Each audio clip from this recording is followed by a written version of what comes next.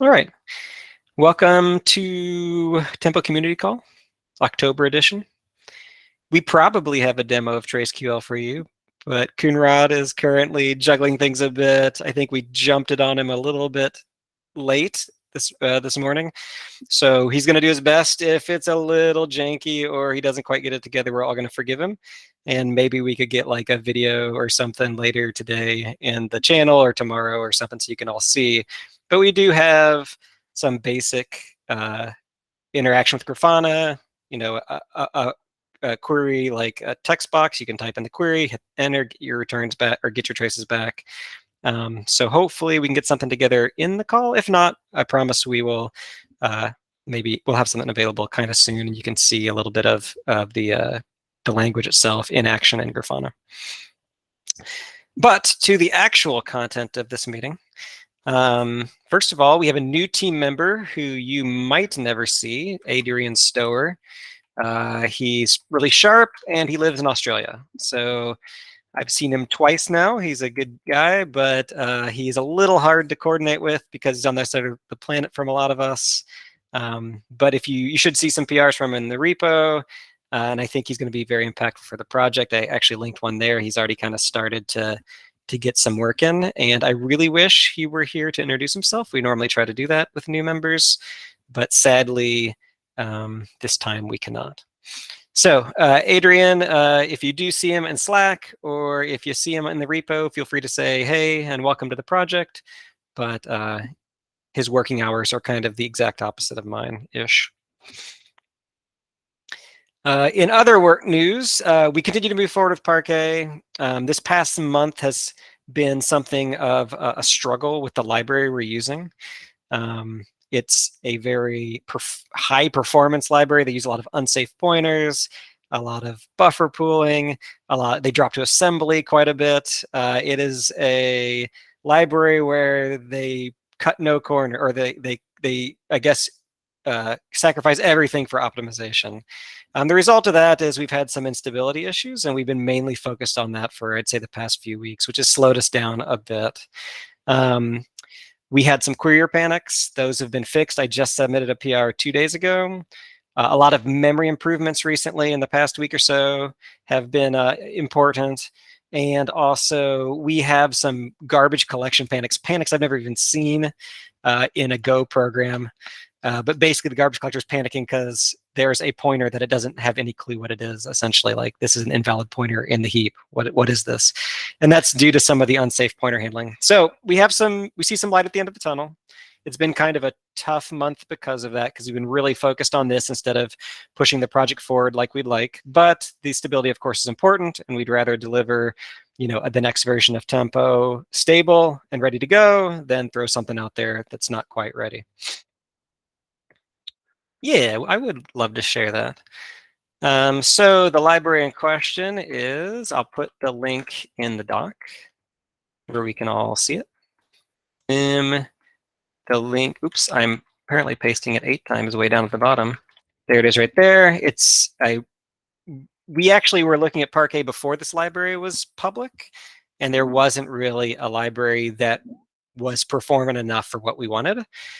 This one is significantly well optimized. Like I said, there's some small issues, and also we are really pushing the bounds of this library.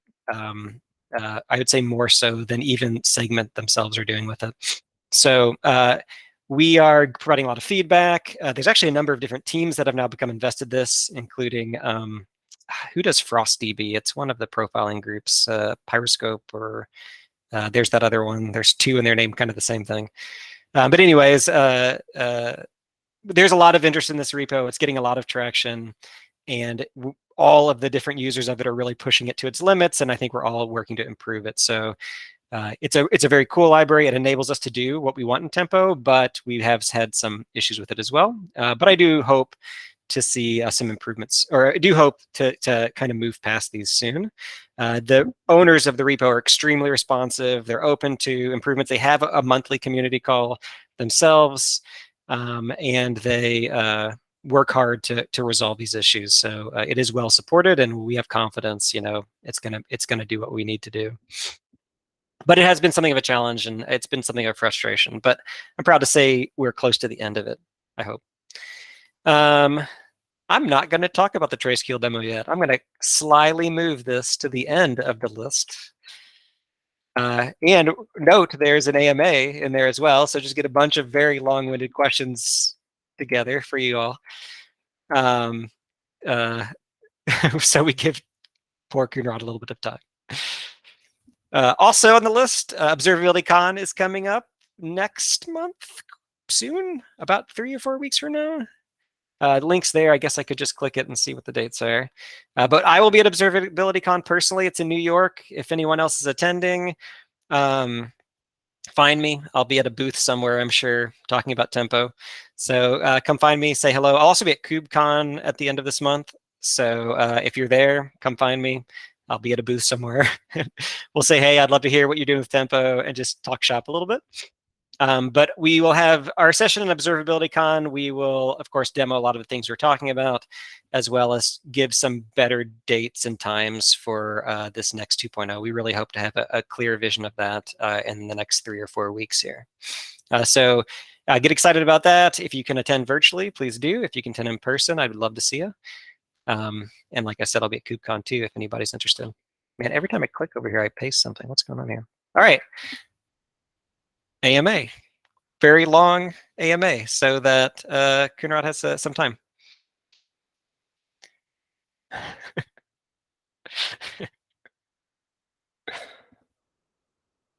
Let's, chat about the weather. If anybody's excited about some sport. What's up, Gabe?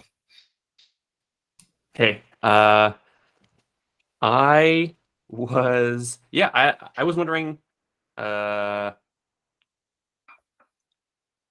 so we've had some changes internally. I don't know if Tanner has chatted with you. So now we run a modified version of the distributors that read directly from pub sublite on our end. We've had a little bit of challenge with the version of the collector that was being used by the distributors. I don't know if that's still on your radar.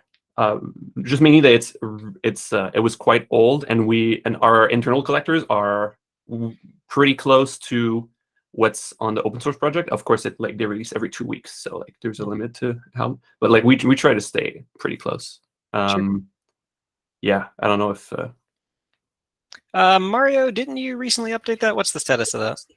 Yeah, we updated. I was checking what the version was. It was like 057 or 58. And yeah, essentially we bumped up the collector version. Was very old. We were also using an internal fork that now we have dropped. We had to fork a file because we were relying on some metrics that were made internal a while ago. But we think it's like a decent compromise to just not use the fork anymore. And yeah, we updated to that version because there is a breaking change with the the trace protobuf, the format. All the names of the structs were renamed from instrumentation library to scope. Yeah. So that was the oldest, or rather newest version that will still be supporting both formats, the old one and the new one, and we didn't want to just bump it too fast. Yeah, that's the situation. We also updated OpenTelemetry Proto. We basically vendor it as a Git some module. So yeah, the intention is now that it's not using the fork anymore and it's updated to a somewhat recent version, it should be somewhat straightforward if we want to bump it a few versions to, I think the latest is 62. Yeah, shouldn't be too complicated. Okay, cool. Yeah. Awesome. We'll take a look. Cool. So the problem is the JSON incompatibility, right? Yeah, I remember that. Okay. That issue on that version. Maybe we should do one release with this 0572, which is it'll do both. Is that right, Mario? It'll handle both the old and the new? Yes, it will be able to ingest both. Although it doesn't have backwards compatibility when you query it. So the output would be in the new format. Once we switch over. Scope pounds and everything, scope underscore. Okay. So I think we should do one release with this, and then we can have the hybrid. We can note it in the release notes, and then we'll do the next release. We can move past this, basically. It'll let us get up to date completely, because then we'll have like at least one release where we tell people about the problem if you're using HTTP push, and we can also give them a heads up about the change on the pull side, on the query side. Okay. I think that should be fine. Is that all right with you, Gabe? Is that new enough, that 5.7.2?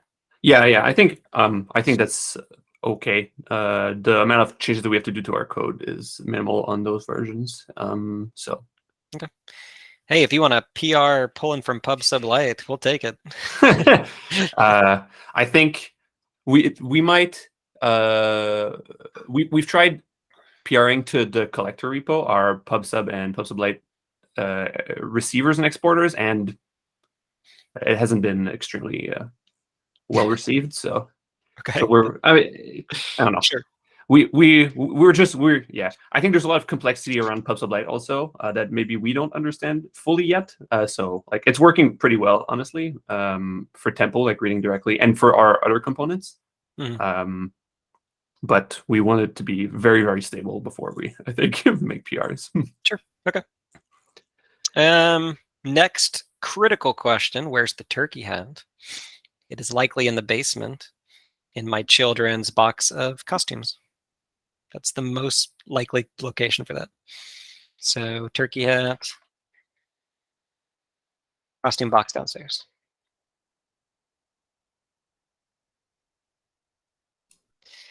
I had a second question if there's time. Turkey hat related? No, just Okay. Tempo related. I saw in the hotel contrib that the service graph processor is there as a component. I was wondering if you're going to keep, as you add features in Tempo, are you going to keep adding the features to the kind of like the module in contrib as well? That is also a Mario question. What do you think, Mario? Yeah, I think that's the intention, that we benefit both, like anything that we do in Tempo, we contribute back to Hotel and vice versa. Also because the integration right now with a UI is limited to Grafana. So yeah, I think it makes sense to keep both versions very, very close, if not identical. Another goal of this change was to vendor contrib back in the Grafana agent, as we use OpenTelemetry in the Grafana agent. There is some reworks and a bit of noise happening in that area, so we haven't gotten to that. But yeah, that's like a long-term goal, that we drop the original service graph processor that was born on the Grafana agent, and we version the vendor, the contrib version. Nice, thank you. Cool. Yeah, like Mario said, Grafana supports these metrics, so we thought it was cool that the collector could generate it. So if you're using Jaeger or some other thing, some other open source thing, or some even vendor, you could generate these same metrics if you wanted, and you could do Grafana things with them. So I thought it was cool we got that back upstream too. Cool. I have a question about Parquet. Yeah, so my knowledge is very limited of the whole format, but I wonder, like, as I see, we have like some columns that the Tempo team decide to add, like to be, so it will be faster than for searching.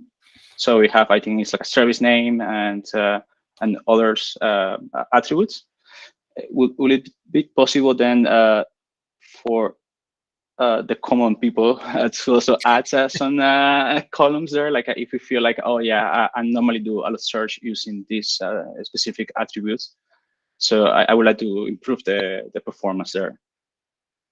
So at release, probably not. We did kind of pick some blessed columns. Service name itself is required by the OTel spec, so that one's pretty safe.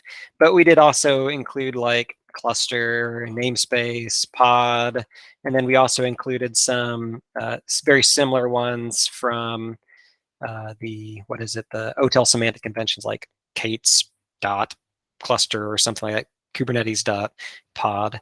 So we tried to include ones we thought would be most likely decorated, and then it would increase, right, speed up search when you did those.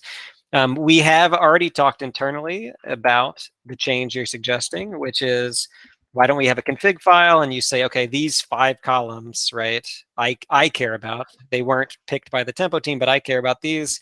And I want these columns to be kind of pulled out of the general attributes column, put in special columns, and then speed up search. So that has been discussed, and I think it's somewhere on the radar, but it would not be in this very first version. But that's a great feature request. I'm going to bring that up at our internal weekly chat that we got some external feedback on that.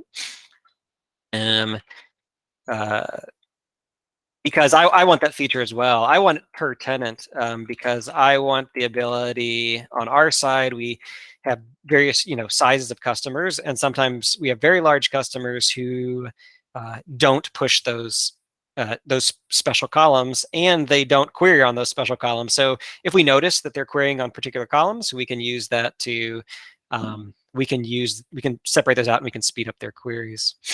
It's also kind of cool. The other like advantage to this feature is that you suggested is sometimes people have very large columns like SQL query, and these columns are huge because SQL queries are very long sometimes, and they're just thrown into this tag and in the trace. If you can pull those out, maybe you're not searching on them, but now you've reduced the size of your main column that you are searching regularly, and it's another tool to kind of like let operators improve search speed on their setup. So I do think that's on the list somewhere, but it won't be at like the 2.0 release.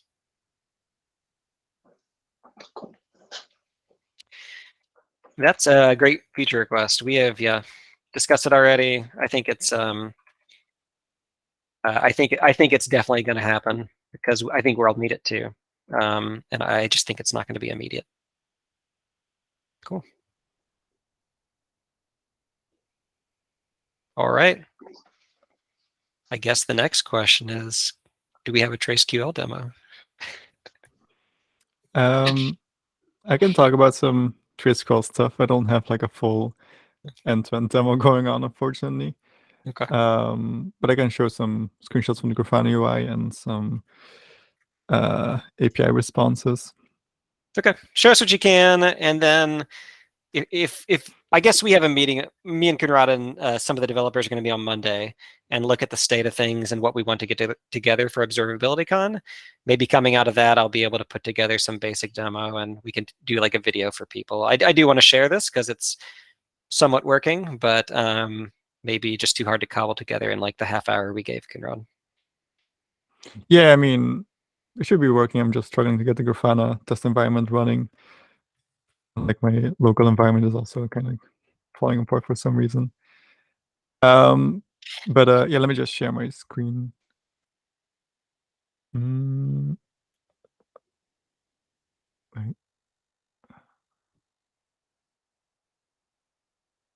I'm gonna share my screen this side.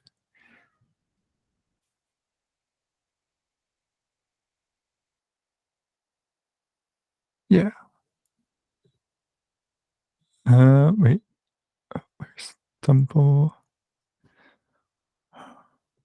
Is this one, I think? Yeah, okay, you can see the response now, right? The protobuf.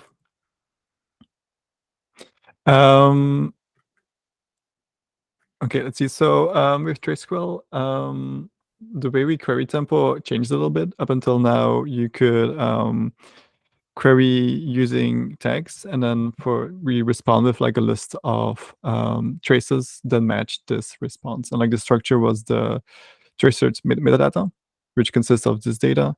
With TraceQL, we're expanding on this, and we'll also store like the span set that match the original query and pass that into the like onto the response object. So I just want to show like how the definition changes. Like you have the original fields here, and we'll add a span set, which is just like an object containing a list of spans. And then for every span, we'll also have like the attributes and stuff like that. So let me see. I'm struggling with my windows. Yeah, okay. So I'm running tempo locally right now. I unfortunately can't do like a full demo from Grafana querying tempo and back showing it Grafana. It should work, but yeah, just struggling to get it running right now. But you can query tempo directly using the API search endpoint, just like the current search implementation. You can pass start and end time and limit. And then you can also pass the full TraceQL query using the Q parameter. So you just pass it to tempo. In this case, I'm filtering on like all traces that contain a span set. And in that span, there should be in that span set, there should be a span with service name equals tempo query, and also the cluster attribute should be like a regex equal to this thing here, k3d. Then if you query this, you'll get a response back, which is an object with traces, and then that's just like a list of all the traces that matched your query. So this is basically the protobuf object I showed. You have the trace ID, the root trace name, so the same information you can see in the current search interface. And then the new field is the span set. The span set will say how many spans match your query. So for instance, for this trace, 5 spans of this trace match this TraceQL query. And we also return like currently 3 spans that are like part of the span set.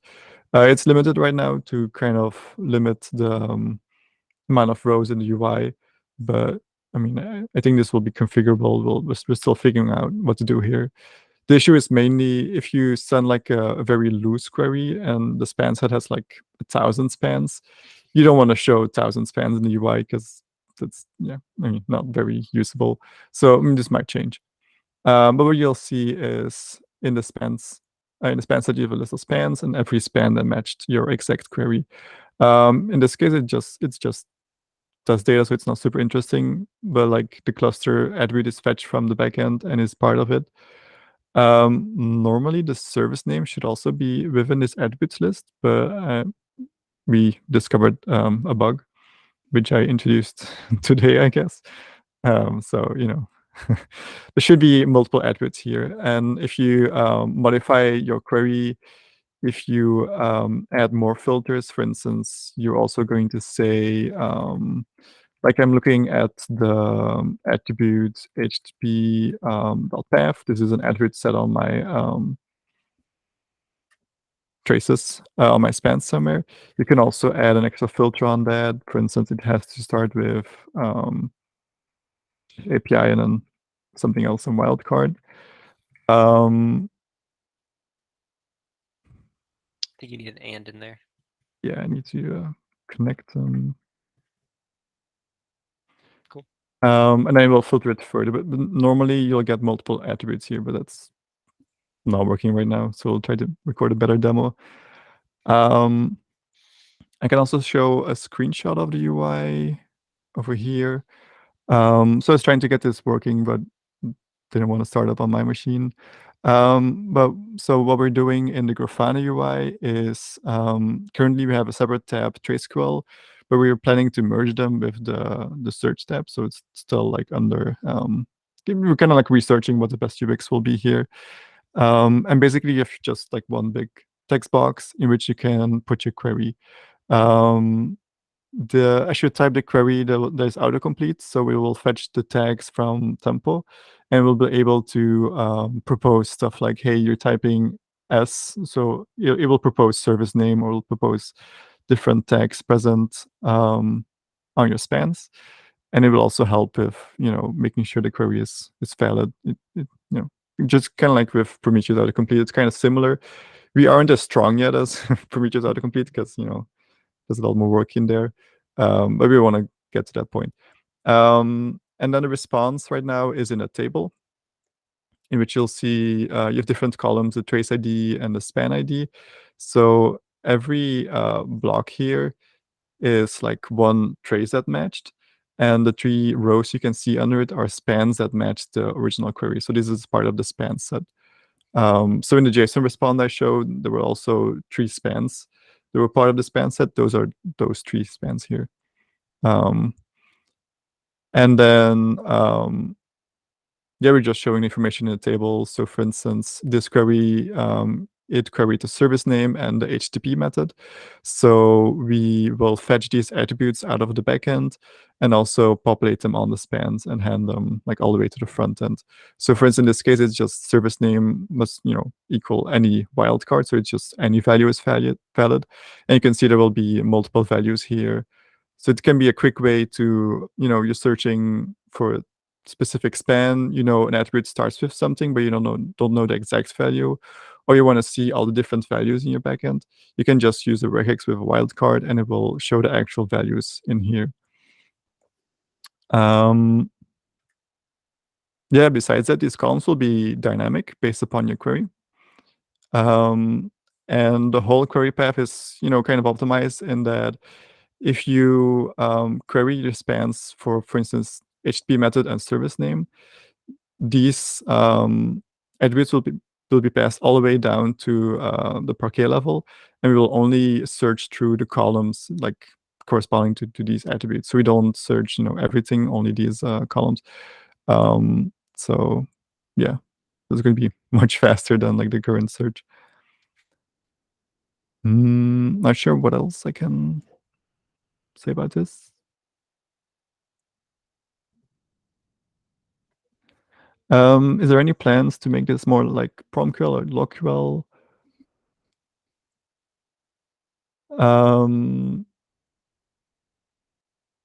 Yeah, so to make learning easier, the way TraceQL is designed is,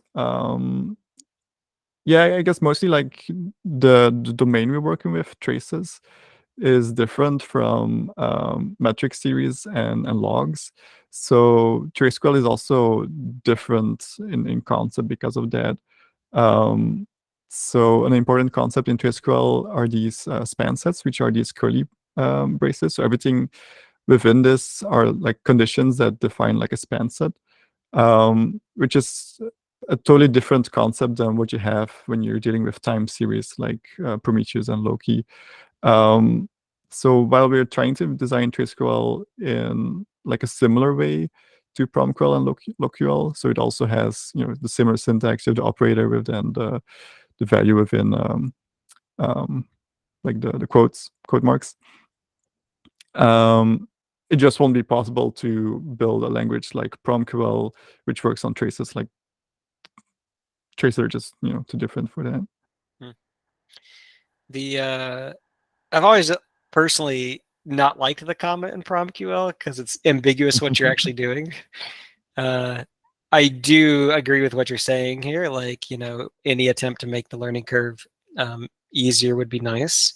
But we wanted to support like more complex expressions, like we can do or, which PromQL can't do. You could ask for, service name equals A or service name equals B, and that perhaps with a different condition. So we wanted a more expressive language than PromQL because the objects you're selecting are far more complicated than a stream of metrics, right? The stream of metrics is a set of labels and then data associated with it, whereas a trace is an extremely complex object.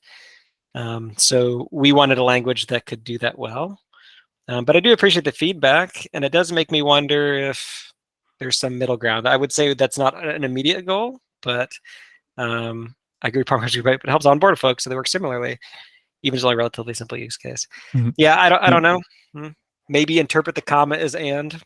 Like if they type a bunch of tag equals value with commas in between it, we're like, okay, that's and. I'm not sure how I feel about that. I think it's a possibility, but I think we're gonna do what we had planned first. And if we start getting a lot of feedback, if a lot of people want comma to mean and they want both, and we start hearing that, then we can devote some resources to expanding the parser. and getting that to work. So yeah, I that has been a concern from the beginning, like how similar to PromQL do we want to be? How much do we need to do our own thing? Commas basically and yeah, commas and right in both of those. And those both have very similar data models because it's like you're selecting streams of data. In one case, it's a bunch of floats, and in the other case, it's a bunch of strings. But you are kind of selecting something very similar, which is why it works so cleanly between LogQ and PromQL. Whereas in traces, there's no real stream of data, or at least we didn't design Tempo that way. Perhaps we could have done something more like that. I'm not sure what that'll look like. Streams of spans. It would have been a very different product with very different abilities and very different constraints if we had tried something more along those lines. Yep. But at the same time, we're also looking at like design the UI in such a way that like make it as easy as possible to query to create TraceQL queries. Like make simple queries as simple as possible, but also allow people to make more advanced queries if they want to. Yeah. Oh, to your point there, Lucas, the goal is on this very first iteration to keep the current UI exactly like it is. So for users who don't want to learn a new query language, they can continue to use the UI as it is. And then they'll select some labels, they'll pick a service name, maybe they'll do some duration stuff, and it will write a query for you in the text box above, and you can choose just to hit run and just do it as it is, or you can start learning the TraceQL language through that. So we will not get rid of the current UI. All of the existing ability to search will be there. We see power users and people who understand their trace structure moving to TraceQL more quickly than an average user who just show me the service, show me something less than a second or greater than a second. You know, that kind of user can continue to use the UI. It'll still be there. And then maybe the user who is more interested in very, tightly creating a very tight set of conditions that return a very nuanced set of traces or a very, well filtered set of traces, that ability will also be there.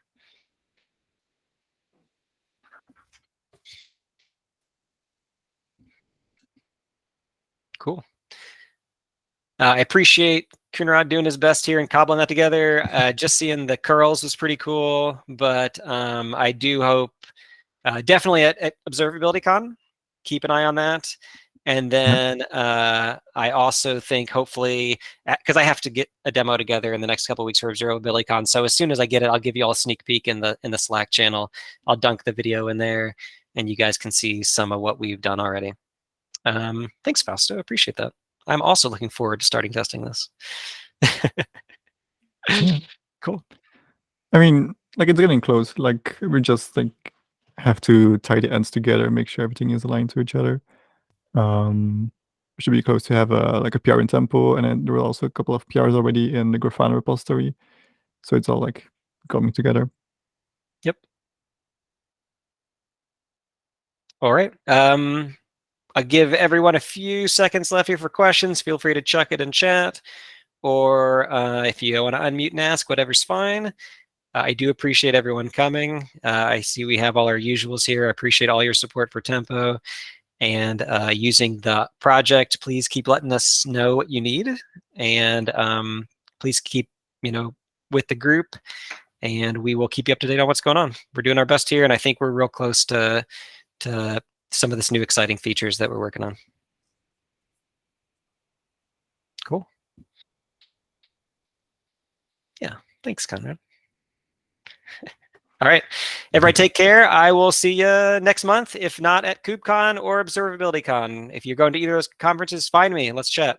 If not, I will catch you next month on this call. Bye, everybody. See y'all. Thanks. Bye-bye.